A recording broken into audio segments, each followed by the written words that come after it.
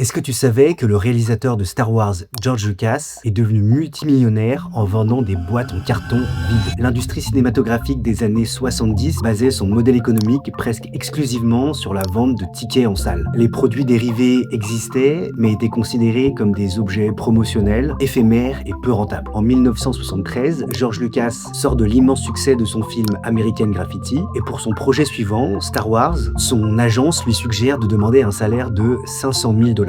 George Lucas choisit une stratégie à contre-courant. Il accepte de maintenir son salaire à 150 000 $, mais en contrepartie de ce sacrifice financier, il exige une clause inédite que les financiers de la Fox lui cèdent sans broncher. La détention des droits sur des éventuelles suites et l'intégralité des droits du merchandising. La Fox, qui anticipe un futur échec commercial pour ce film de science-fiction, considère cette contrepartie sans valeur. Et à la sortie, en 1977, le succès est d'une violence inattendue. La demande pour les produits dérivés explose à tel point que la société Kenner, qui fabrique les jouets, est incapable de produire les figurines à temps pour Noël et va donc avec George Lucas commercialiser le fameux Early Bird Certificate Package, une boîte en carton littéralement vide contenant un simple certificat promettant l'envoi des figurines au printemps suivant. Des centaines de milliers de parents l'achètent et donc avec cette opération, George Lucas ne sécurise pas seulement sa fortune personnelle, mais il déplace le centre de gravité financier d'Hollywood. Aujourd'hui, pour les grandes franchises, le film en lui-même n'est qu'un produit d'appel publicitaire géant destiné à vendre des licences, des jouets et des jeux vidéo. Abonne-toi si tu veux plus d'anecdotes comme celle-là.